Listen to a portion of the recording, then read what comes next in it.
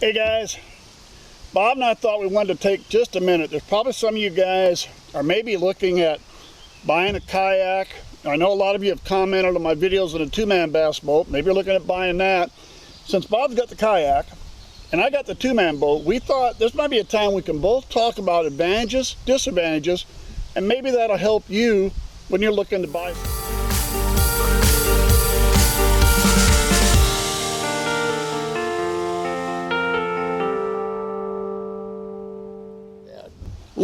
Okay, we got them at home. Let's look at storage. When we're putting them in the garage. Kayak, what do you do? What did you do for yours? Well, I got a fairly decent garage, so I just push mine far against the back wall. But I've got a. You leave it on the trailer?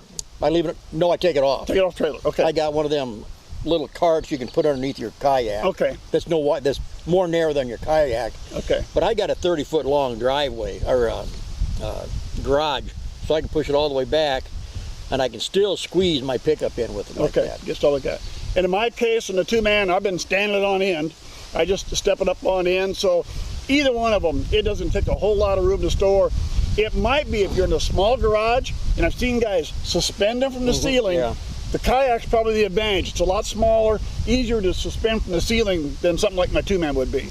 It could be, but yeah. I think yours would be easier just to tip up and against the wall. It all depends on what you're in your garage. Yeah, and that might be, in a sense here, tip it up against the wall. Hey, if you tip it up against the wall, tie it up. I put a bungee strap or something so it don't fall over and fall, especially if you've got kids around. So, all right, now we got to get to the lake. You're using a trailer.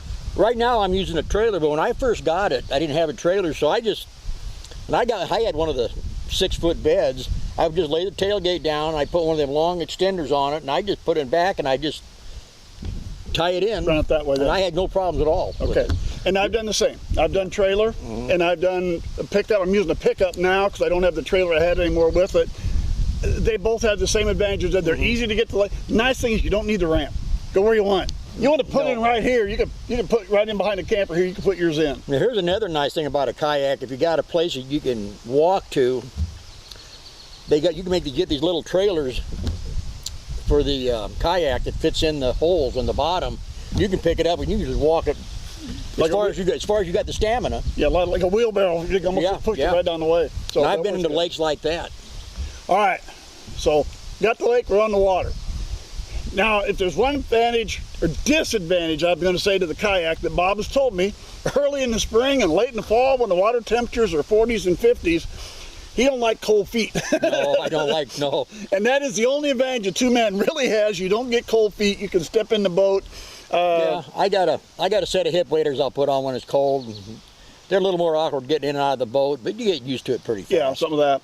But that's the only advantage when you get into that type of stuff. Propulsion. Now, you've talked with the rowing, and I watched a YouTube video of a guy the other day. He's always had the paddle kayak. It was his first time out with one he had a row. He didn't like that. He was used to the paddles. And you've mentioned it.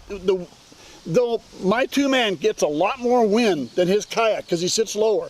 He doesn't catch nearly as much. You said a little wind, really, you got to do a lot more paddling. Yeah, you got to work harder at it. Yeah. But they are narrow enough that even if you got to fight the wind, it's still cutting the water pretty good. Goes pretty fast. You got your body sitting up there, so it's going to be more work. And you got to stop from your fishing to pick up, and that is one big advantage to me the two-man bass boat has, and that is with the trolling motor and the battery, you can keep fishing. Now, I did a video, and Bob told me how to do it, to take my trolling motor that usually goes in the back, and you showed me the hack to move it on the front. Basically pull the boat out, turn the head around, put it back together. You can now mount the trolling motor in the front. And I like that so much better than the back. So there, the two-man's got a bit of an advantage. You got the trolling, but I got to buy the trolling motor, and I got to buy the battery, and I got to carry the battery down and put it in the boat. So that's you don't have to do any of that with the kayak. No, so but it's again good and bad. But when you buy a kayak, if you buy it new, you're going to buy a paddle. A good paddle is pretty expensive. I've heard that. If you buy a used if you buy a used kayak, it'll probably come with it. Okay, but I've heard buy a good paddle. Don't. And you want a good paddle? They're $60, $70, $80 on up. Yeah, something like that. That's about what mine ran, and I do all right with mine. Cost-wise, we're sitting about the same again. Now, Bob, you got the Ascend Is it 12. T12? It's an Ascend 12T, sit on top. Sit on top. And I've got the 8-foot Sportsman. The 10-foot costs more. There's other ones that cost, but I think price-wise, we're not. You might be a tad more. I think the Kayak, they're I think $650 at Bass Pro. But if you make out a Bass Pro credit card application, you get 10% off. Okay. That's what I did. So the 2-man is just a little bit cheaper, but the 2-man still has to need the trolling motor and the battery. So it's the same money. When you're done, it's the same money, if not more. So it all evens out when it's said and done. I've had mine for 3 years, and I have no regrets buying it. No, and I have no regrets with the 2-man. I've really enjoyed that. And this year especially, we've had the floods here. And some lakes you cannot use the ramps, you can't get into. Yeah. I've been doing the 2-man stuff and doing stuff. I've had a little more time than you. You haven't had quite the time to get out like I have. It's been a busy year for me. I know you were supposed to be retired, and you just.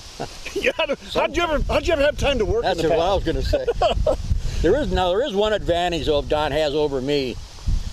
When I go fishing, it's me. If you had one of your grandkids with you, or even me and you have went together before, We've done you it. can take 2 people. You can. It's tight. It's tight, but you can still do it. You can do it. With mine, it's just you. Yeah. I mean, sometimes that might be a difference. It can. It goes either way. If you got a kid, one kid or grandkid you want to take along, the 2-man would be an advantage there. Now, as far as taking our fishing gear, I think we're pretty good. Are you carrying about 4 rods? I can carry 4 rods. rods. That's got 2 holders on it. Then I put a box in the back that I can carry 2 more. Okay. Then you can even lay one down if you want to. So you can carry up to 5 rods. Okay, and I'm carrying 4 on my 2-man. I have my battery box, and I built 2 rod holders in the battery box, so 2 stand there. I lay one on one side. I leave the other side open, but I can lay it down.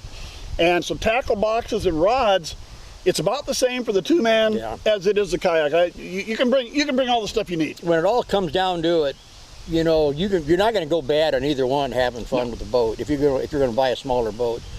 Don's can take 2 people, I can take 1. That's probably the biggest issue, I would think. That's probably the biggest thing between them. Otherwise, everything, when one has a bit of an advantage and the other has a disadvantage, and it almost works the opposite a little later. They both shallow water. I don't think either one of them need more than 2 or 3 inches. The only thing is, I think I can get to places you can. He can he's that wide.